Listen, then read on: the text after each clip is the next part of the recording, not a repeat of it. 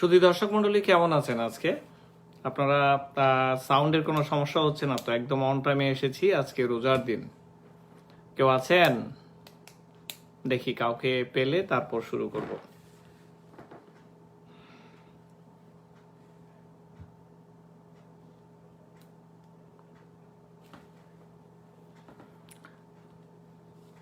ইউটিউবে কেউ আছেন? আছে কেউ কেউ। ঠিক আছে।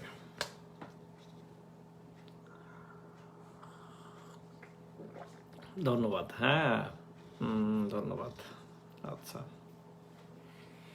ইউটিউবে কাউকে দেখতে পাচ্ছি না, বাট ওনারাও সরগরম। আজকের বিষয় কাশি।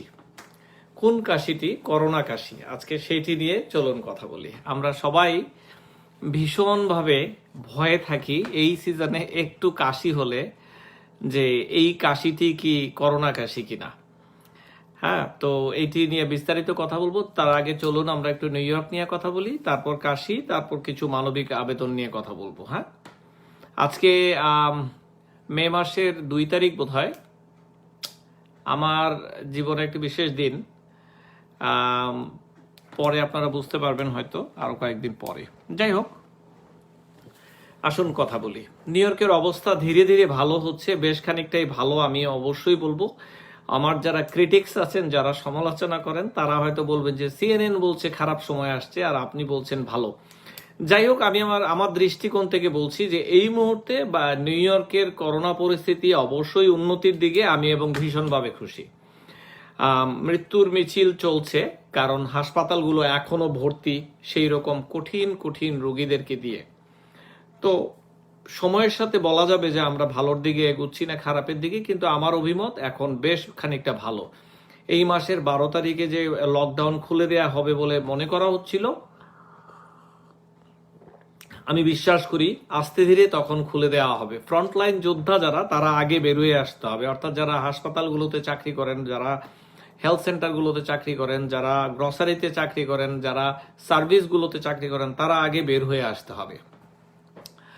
তো এই বের হওয়া একটি প্রক্রিয়ার মাধ্যমে যেতে হয়, সেটি আমি 2-1 দিন পরে এই বিষয়টি নিয়ে কথা বলবো। কিন্তু আজ আসুন কথা বলি এই করোনার কাশি নিয়ে।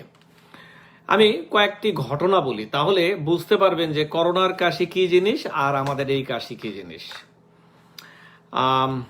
আমাদের আমার একজন রোগী, ওনাদের বাড়িতে কারোই করোনা হয়নি, কিন্তু 2-1 জন কাশি দিচ্ছেন, তাই ওনাদের বাড়িতে আত্মীয় স্বজনরা ডিসিশন নিয়েছেন কেউ আসবেন না। অর্থাৎ সিএনএন মিনস পলিটিক্স। আচ্ছা, শর্মা পরেশ। তো ওনারা কাশি দিচ্ছেন, এই জন্য ওনাদের বাড়িতে কেউ আত্মীয় স্বজন আসবে না। অথচ ওনারা কিন্তু গত 2 মাস একেবারে কোয়ারেন্টাইন। এইটি এরকম পরিস্থিতিতে কেউ যদি 2 মাস বাড়িতেই থাকেন, করোনা কিভাবে ঢুকবে? করোনা কি নিজে নিজে তৈরি হবে? না, সেটি নয়। এই মুহূর্তে অ্যালার্জির একটি সিজন চলছে সারা বিশ্বব্যাপী। গাছে নতুন পাতা আসছে, বিশেষ করে নিউ ইয়র্কের বাজারে, নিউ ইয়র্কের মানে পরিবেশে নতুন গাছের পাতা আসে। আর এই সময়ে মানুষগুলো ভীষণভাবে ভুগতে থাকেন এই অ্যালার্জি জনিত সমস্যার কারণে। দেখা যাক, অ্যালার্জি জনিত সমস্যার নিয়ে আমি একটু পরে আসছি। আরেকজন আসছে 23 দিন পরে, উনি বের হয়েছেন। বের হওয়ার পরে ওনার খুসখুস কাশি। অ্যালার্জি এইরকমই হয়, এবং অ্যালার্জির কাশিটি সাধারণত আপনি বের হবেন বা ঘরে থেকেও জানালা যদি খুলে দেন, দেখবেন যে আপনার কাশি শুরু হয়েছে। এটি রাইট অ্যাওয়েতেই শুরু হয়। করোনার কাশি সাধারণত 6-7 দিন পরে শুরু হয়, রাইট অ্যাওয়েতে এটি শুরু হয় না। এইটি একটি।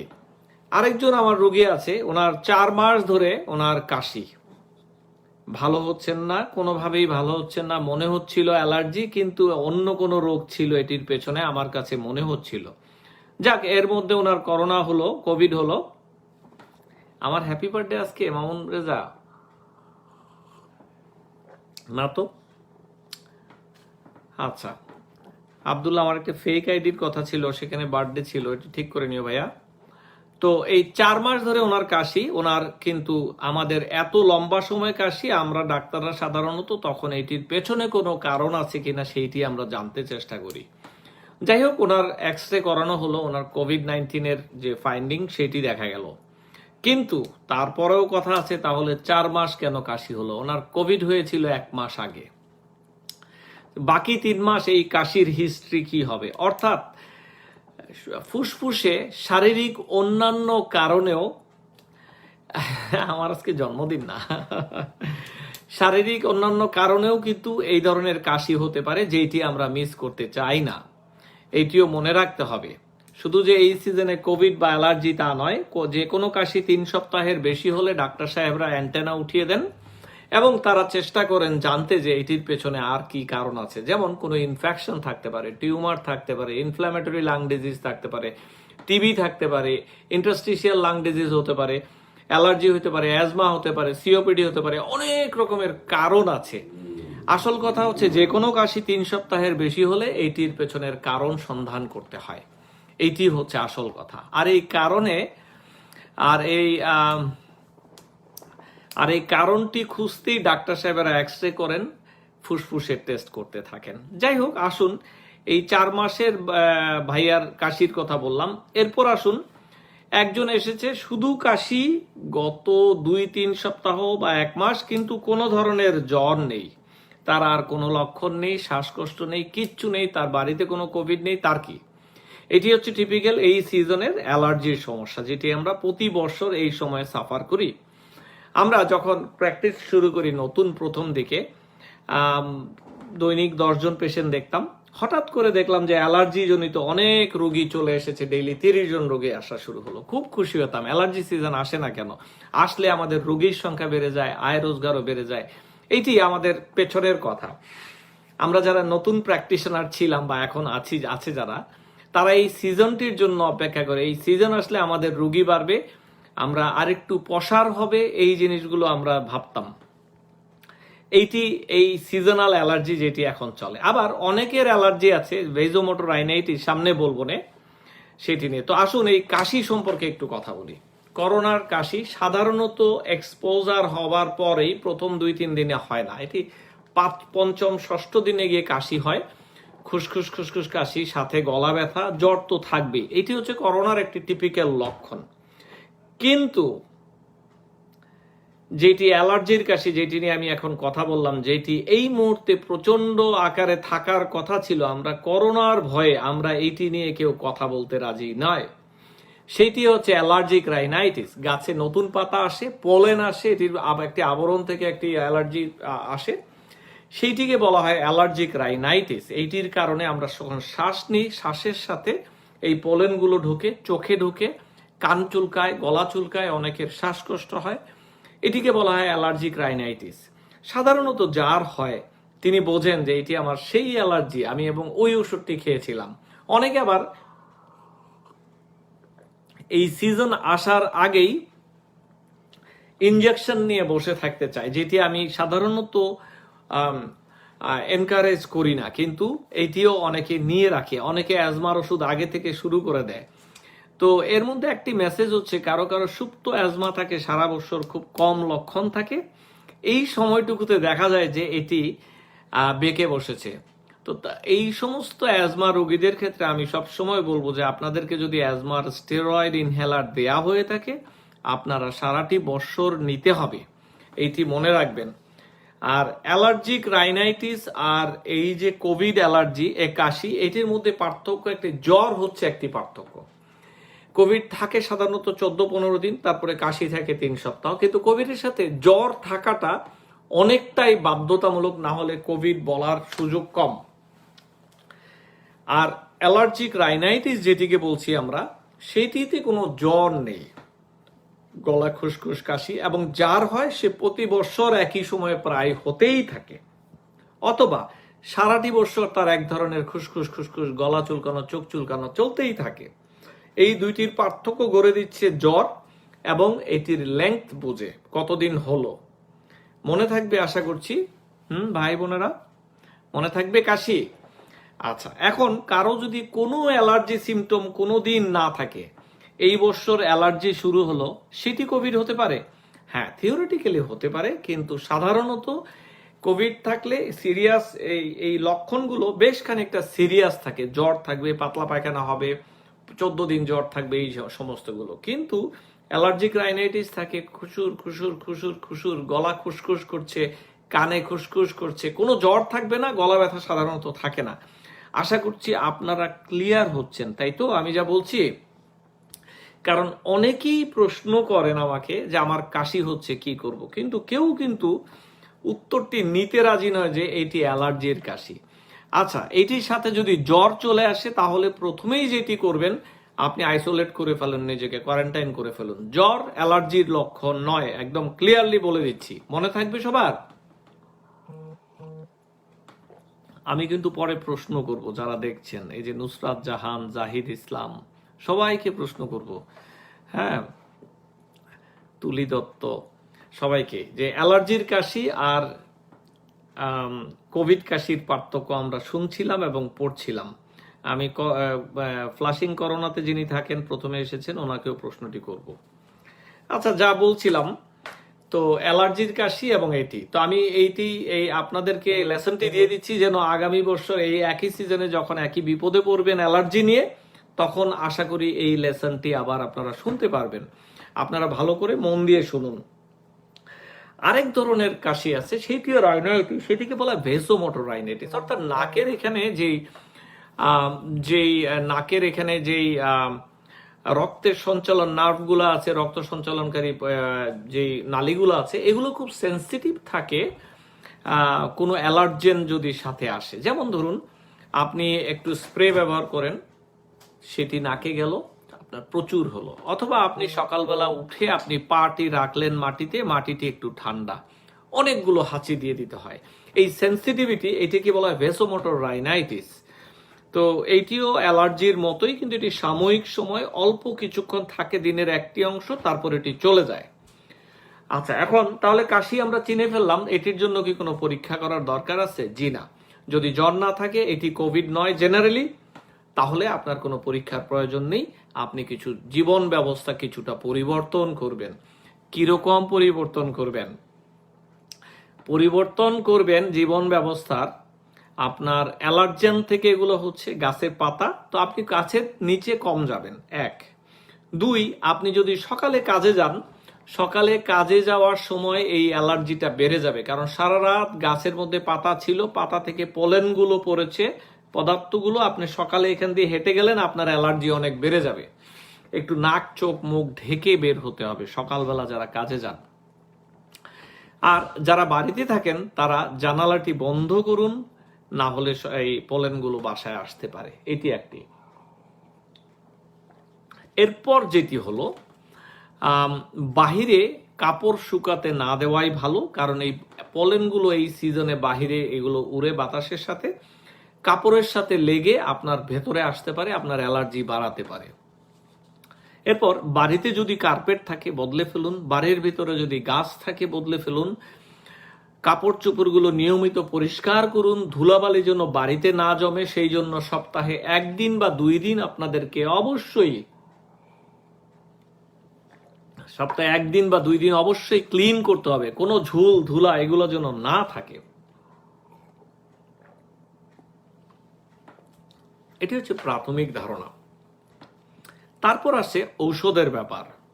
সবাই আমরা ওষুধ খেতে চাই, কিছু হলেই বাংলাদেশে স্যার আমি মন্টেয়ার খাচ্ছি, না, এটি ওষুধের ব্যাপার নয়। এখনো 85-90% মানুষ ওষুধ ছাড়াই ম্যানেজ করতে পারে। এটি এমন একটি রোগ যেটি অনেকের সাথে ছিল, সাথে আসবে, সাথে থাকবে। এখন এটির জন্য যদি আপনি একটি ওষুধ সারা জীবন নিজের সাথে নিয়ে নেন, তাহলে এটি অন্যায় হবে আপনার শরীরের উপর বলে আমি বিশ্বাস করি। ঔষধ আছে, যেমন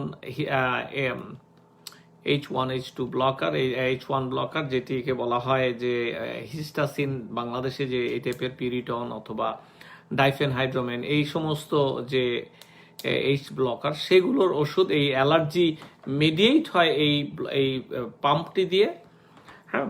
তো এই জায়গাটিতে ব্লক করতে হয়। এরকম ডাইফেনহাইড্রামিন, লরাটাডিন আছে, যেগুলো দিনে একবার খাওয়া হয়, অথবা বাংলাদেশে ফ্যাক্সও অনেকে খায়। ওষুধগুলো সাধারণত রাতে দেওয়া হয় যেন এটির যে পার্শ্ব প্রতিক্রিয়া সেটি যেন কম বোঝা যায়। এখন এই ওষুধগুলো কতদিন খাবেন? যদি খুব সিরিয়াস থাকে তাহলে অল্প কিছুদিন 15 দিন বা 1 মাসের বেশি খাওয়া উচিত নয়। কারো কারো মাঝে মাঝে প্রয়োজন হলে খেতে পারেন। কিন্তু এই ওষুধগুলোতে একটা সমস্যা হচ্ছে আপনাদের ড্রাইভিং ক্যাপাসিটিটা একটু কমে আসবে, একটু ড্রাউজি লাগতে পারে। যারা মেশিনপত্র নিয়ে কাজ করেন তারা সাবধানে থাকতে হবে। এই ওষুধগুলো আপনাদের এই অ্যাবিলিটিকে নষ্ট করে। যারা বড় বড় মেশিন ট্রাক্টর চালাচ্ছেন তারা একটু বি কেয়ারফুল হতে হবে এটিকে। এই ওষুধগুলো আমি সবসময় বলবো সাময়িকভাবে ব্যবহার করার জন্য।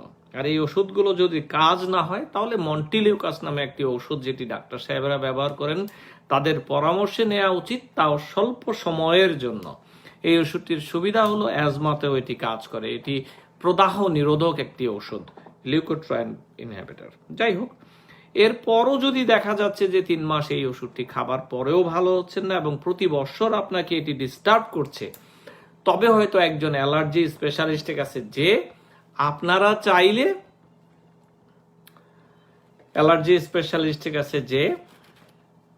অ্যালার্জি টেস্টিং করতে পারেন, যে আপনার আসলে হচ্ছেটা কি সেটি বলতে হবে, জানতে হবে যে আপনার কোথা থেকে হচ্ছে। আপনার কি ধুলোবালি থেকে হচ্ছে, না পলেন থেকে হচ্ছে, না তেলাপোকা থেকে হচ্ছে, না রডেন্ট থেকে হচ্ছে, না মুরগি থেকে হচ্ছে, না পেট থেকে হচ্ছে, বিড়াল থেকে হচ্ছে। এই টেস্টিং গুলো করতে হবে।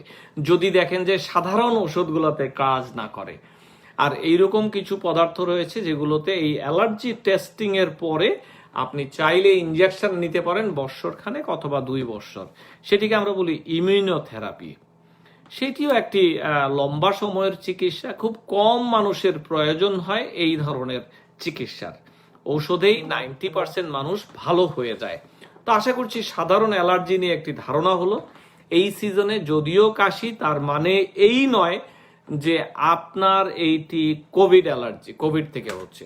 এটি হচ্ছে খুব সম্ভবত অ্যালার্জি থেকে, যদি জ্বর না থাকে। আপনারা পরিষ্কার নিশ্চয় ক্লিয়ার হয়ে গিয়েছেন আশা করছি। অনেকে আমাকে কনসার্ন আমি ভালো আছি কিনা এটি জানতে চাচ্ছে ইদানিং। অনেকে দেখতে চাচ্ছে যে বিকালের সেশনে আমাকে বিধ্বস্ত দেখায়। কিছুটা সত্য, কারণ সারাদিন আসলেই খাটুনি অনেক হয়। রাত্র 12টা-1টা পর্যন্ত মানুষের কল আসতেছে। কবে যে আমার ডাক্তার ভাইরা আসবেন তাদের চেম্বারগুলোতে, তাহলে হয়তো আমার কষ্টটা একটু কমবে। অনেকে আসতে শুরু করেছেন, আশা করছি এসে যাবেন। এটি এক। আবার বিকালের এই পর্বে দেখা যায় যে আমার লাইটেরও সমস্যা, যেই কারণে আমাকে একটু বিধ্বস্ত দেখায়। বাড়িতে লাইটের একটু ডিম আছে, সোডিয়াম লাইট। আচ্ছা, অনেকে প্রশ্ন করছেন আমি বাংলাদেশে যাব কিনা।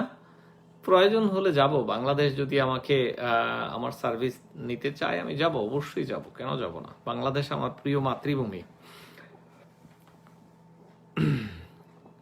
আজকে কি করলাম চলুন এটি নিয়ে একটু কথা বলি। আজকে আমরা ডিক্লেয়ার করেছি যে আগামী 10 তারিখে মা দিবস, মাদার্স ডে, এটিকে আমরা সেলিব্রেট করব মেডিকেলি। এইবার যেহেতু কোভিডের সমস্যা এবং নিউ ইয়র্কে অনেক কর্মজীবী মায়েরা আছেন যারা কাজে যাবেন বলে চিন্তা করছেন, তাদের কাজে এতদিন বাড়িতে থাকার পরে অনেকে সাহস করছেন না কিভাবে কাজে যাবেন। এমনকি অনেকে যে অ্যান্টিবডি টেস্ট যেটি হয়, যারা অসুস্থ ছিলেন তাদের জন্য এই অ্যান্টিবডি টেস্ট করে বোঝা যায় যে তাদের ভিতরে ইমিউনিটি এসেছে কিনা। তো সেই টেস্টই করতেও যে অনেকে ল্যাবরেটরিতে যাবেন, সেই মানসিক ক্ষমতাও অনেকের নেই। তাই আমি এবং আমার যে স্বেচ্ছাসেবী দল আমরা ডিসিশন নিয়েছি যে আমরা যারা কর্মজীবী মায়েরা আছেন, বাড়ি থেকে বের হতে ভয় পাচ্ছেন কিন্তু কাজে যেতেই হবে, এই আগামী 1টি সপ্তাহ আমরা বাড়ি বাড়ি গিয়ে রোগী সেই মায়েদের রক্ত নিয়ে আসবো এবং রক্ত পরীক্ষা করে জানিয়ে দিব যে তাদের কি করতে হবে। আইডিয়াটি কেমন বলেন? এটি হচ্ছে মায়েদের প্রতি আমাদের এই স্বেচ্ছাসেবী দলের এবং আমার বিশেষ সম্মাননা। কুইন্সে আমার অফিস, তো কুইন্সেই শুরু করব প্রথমে, দেখি কতটুকু প্রয়োজন হয়, তারপরে না হয় অন্য জায়গায় যাব। আপনাদের কাছে কি মনে হয় যে এটি একটি ভালো উদ্যোগ? মায়েদের পাশে এবার দাঁড়াবো। আর যদি দেখি যে কর্মজীবী মায়ের সংখ্যা কম, যারা কেয়ার করছেন না, তাহলে যারা বাহিরে কাজ করেন না তাদের কাছে আমরা রিচ আউট করব। তবে যারা নিউ ইয়র্কের কুইন্সে থাকেন তারা যদি আমাকে SMS করতে চান যে আপনার জ্বর ছিল গত 10 দিন আগে এবং আপনি কর্মজীবী, তাহলে আমাকে SMS করবেন, আপনার অ্যাড্রেস দেবেন, আমরা আমার অফিস থেকে কোঅর্ডিনেট করে আমরা সেট করে নেব কখন আমরা আসব। সাধারণত বিকাল 3টা থেকে 6টার মধ্যে আমরা আসব বলে আশা করি। আমার মোবাইলে SMS করতে পারেন এইরকম পরিস্থিতি হলে যারা কুইন্সে থাকেন, 718-844-3360, 718-844-3360। মায়েদের জন্য এইটি স্পেশাল, আপনাদের জন্য আমি আছি সব সময়। আপনারা ছিলেন বলেই আমাদের ঘরগুলো ঠিক ছিল, আমাদের পরিবারগুলো এইরকম একটি কঠিন পরিস্থিতিতে সময়ে আমরা পার হতে পেরেছি আপনাদের অবদানের জন্যই। তাই এটি আমার পক্ষ থেকে একটি সম্মাননা আপনাদের প্রতি। আজ আমরা 55 জন নেপালি ছাত্র যারা নিউ ইয়র্কে থাকেন, তারা খুব বিধ্বস্ত। তারা আমাকে রিচ আউট করেছে যে তাদের খাদ্যের সমস্যা হচ্ছে, তাদের কাজ, তাদের পাশে আজ আমি দাঁড়িয়েছি। আমি আল্লাহর অশেষ রহমতে আপনাদের দোয়ায় আমি তাদেরকে 55 জনের খাবার দাবার, শুকনো খাবার দাবার কিনে দিয়ে এসেছি। এটি আমার জন্য একটি বিশেষ সম্মান আমি মনে করি। মানবতার কাজে যেহেতু নেমেছি, আমার কাছে সবারই দাবি আছে আমার কাছে, তাই তাদের কাছে আজ দাঁড়াতে পেরে আমি সত্যি বিধাতার কাছে কৃতজ্ঞ। তো আপনাদের সবাইকে যা বলছি যে আপনারা সবাই এগিয়ে আসুন এই মানবিক যুদ্ধে। আপনারা যারা আমেরিকাতে থাকেন অনেকেই চাচ্ছেন দেশে আপনারা কি করা যায়, অনেকেই কিছুই করতে পারছেন না। তো আমি বলবো যে আমাদের যে প্ল্যাটফর্ম আছে coronaseva.com, সেইটির মাধ্যমে আমাদের সাথে স্বেচ্ছাসেবী হিসেবে কাজ করতে পারেন। অনেকেই আমাকে রিচ আউট করেছেন। সেদিন আমরা যখন খাদ্যদ্রব্য দিচ্ছিলাম তখন অনেকে রিচ আউট করেছেন, আমি আপনার খাবার দাবারগুলো পৌঁছে দিতে চাই। আমি দিয়েছি, একজনকে 20টি প্যাকেট দিয়েছি, আমাদের লিস্ট ছিল, লিস্ট মোতাবেক তারা দিয়ে এসেছেন। তো এইরকম অনেকেই চাচ্ছেন আমাদের সাথে দাঁড়ানোর জন্য বিভিন্নভাবে। তো coronaseva.com ওয়েবসাইটে গিয়ে আপনারা চাইলে ভলান্টিয়ার হতে পারেন আমাদের সাথে। বাংলাদেশে যারা আছেন তাদেরকে বলি, মা বোনেরা আপনারা প্লিজ মাস্ক বানান বাড়িতে এবং আশেপাশের হাসপাতালগুলোতে দিয়ে আসুন। যারা হাসপাতালগুলোতে কাজ করেন, যে কোনো রোগী ঢোকা মাত্র এরকম মাস্কগুলো যদি আপনাদেরকে কোনো মা বোন দিয়ে থাকেন, সবাইকে একটি করে গিফট করুন। হাসপাতালে ঢোকা মাত্রই মাস্ক পরতে হবে, এটি একটি নিয়ম। আর যারা ধনাঢ্য ব্যক্তিরা আছেন তারা তো তাদের কাজ করছেনই এবং করবেনও বলে আমার বিশ্বাস। আপনাদেরকে ছাড়াই আমরা আসলে টিকবো না, এটি আমি বিশ্বাস করি। তবে নিউ ইয়র্কের অবজারভেশন থেকে বলে মনে হচ্ছে যে আগামী সপ্তাহে যখন খুলে দিবে, আমার মনে হয় যে আমাদের উপর কাজও কিছুটা কমে আসবে, দায়িত্ব কিছুটা কমে আসবে। লাইভে হয়তো আসবো দিনে একবার, স্বেচ্ছাসেবী কার্যক্রমগুলোকে কিছুটা কমিয়ে আনবো। আমি ইচ্ছাকৃতভাবেই মানুষকে স্বাভাবিক জীবনে আসতে সুযোগ করে দিতে হবে। সেই জন্য আগামী সপ্তাহ থেকে হয়তো আমাকে স্বেচ্ছাসেবক কাজগুলো কম দেখতে পাবেন সামনে। কিন্তু আমি এই জায়গাতে আছি, থাকবো। আমি সব সময় স্বেচ্ছাসেবক হিসেবে নিজেকে পরিচয় দিতে পছন্দ করি। কাজগুলো আমি নিজের অন্তরালেই করে যাব। আরেকটি ঘোষণা খুব শীঘ্রই দিব আমি, যে এই যে একটি মানবিক পরিবেশে আমি কাজ করলাম এতদিন, আপনারা হয়তো সামনে দেখেছেন, অনেকে বলছেন আপনি হিরো, আপনি সুপার হিরো, আপনি মানুষ না, আপনি দেবতা।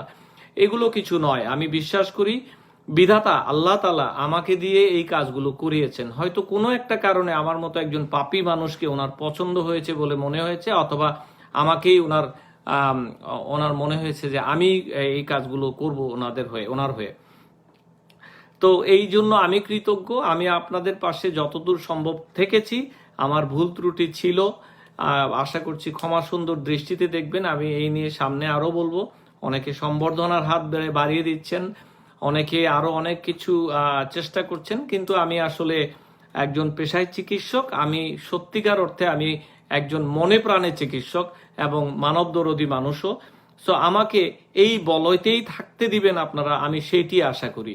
আমি চিকিৎসা পেশায় নিয়োজিত থাকতে চাই, পাশে অন্য কিছু যদি করি সেটি আমার ইচ্ছাই হবে।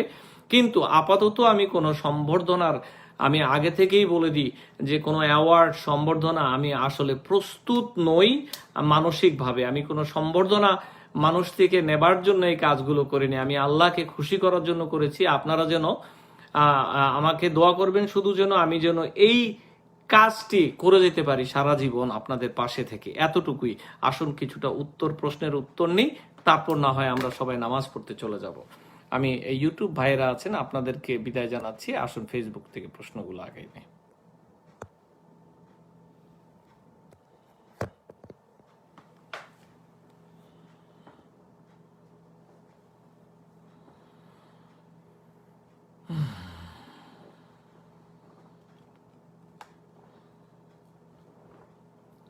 আজকের প্রশ্ন শুরুতে বলেছেন আজ একটা বিশেষ দিন, এই কারণে সবাই ধরে নিয়েছে আজ আপনার জন্মদিন। জি, আজকে অন্যরকম সুন্দর দিন, আমি পরে আপনারা জানতে পারবেন আশা করি।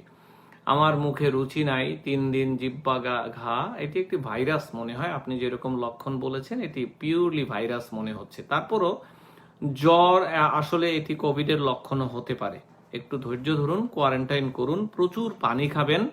লক্ষণ ভেদে চিকিৎসা, যেমন প্যারাসিটামল জ্বরের জন্য, কাশির জন্য এরকম কাশির ওষুধ, কিন্তু ঘাবড়ে যাবার মতো কিছু নেই। এটি স্বাভাবিক ভাইরাসও হতে পারে, কোভিডও হতে পারে, কিন্তু টেনশন নেবেন না যেন। আমার অফিসে একটি ছেলে আজ প্রায় 20-25 দিন হাঁচি দেয়, কাশি দেয়, জ্বর নাই। এটি হচ্ছে অ্যালার্জি। হ্যাঁ, এটি অ্যালার্জি স্যার। রাইনাইটিস, সেহরি খাওয়ার সময় একটু জ্বর জ্বর, কি করব? এইরকম জ্বর জ্বর অনেকেরই থাকে। বাংলাদেশের মানুষদেরকে এটি বেশি বোঝা যায়, টেনশন করবেন না। জ্বর মাপুন, পরীক্ষা করুন দিনে যখন জ্বর মনে হবে।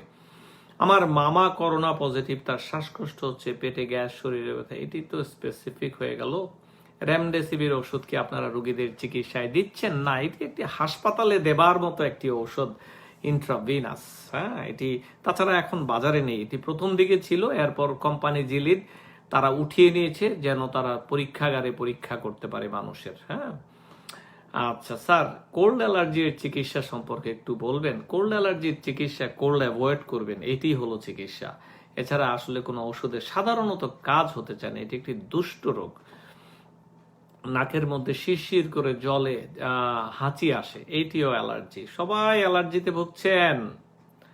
নতুন উপসর্গ স্ট্রোক ও হার্ট অ্যাটাক, লিভার সিরোসিস। আচ্ছা, 4-5 দিন আগে আমার জ্বর হয়েছিল, ওষুধ। আচ্ছা, আলী হায়দার ভাই লিখেছেন কি আমার মাঝে মাঝে হালকা কাশি, কফ, কিন্তু গলা ব্যথা নেই, শরীরের তাপমাত্রা 97 ডিগ্রি। এটি আসলে অ্যালার্জির মতো মনে হচ্ছে। গণস্বাস্থ্যের কিট নিয়ে কিছু বলুন।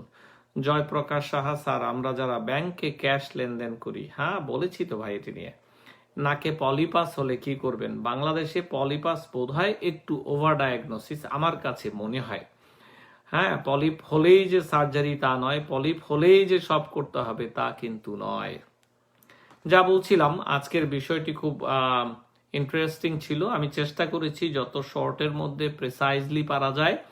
আমরা বাংলাদেশিরা ধুলাবালুতে অনেক এই অ্যালার্জি নিয়ে সাফার করি, কিন্তু এটি নিয়ে খুব বেশি টেনশনের কিছু নাই। দেখুন, এরকম ছোট ছোট রোগগুলোকে যদি আমরা সামনে নিয়ে আসি, তাহলে বাকিটা জীবন কিভাবে চলবে। আসুন নিজের মন থেকে শরীরকে শক্ত করি, মনকে শক্ত করি। এই সমস্ত ছোট ছোট ঔষধের, রোগের কোনো ঔষধ আমি ব্যক্তিগতভাবে দিতে বা নিতে রাজি নই।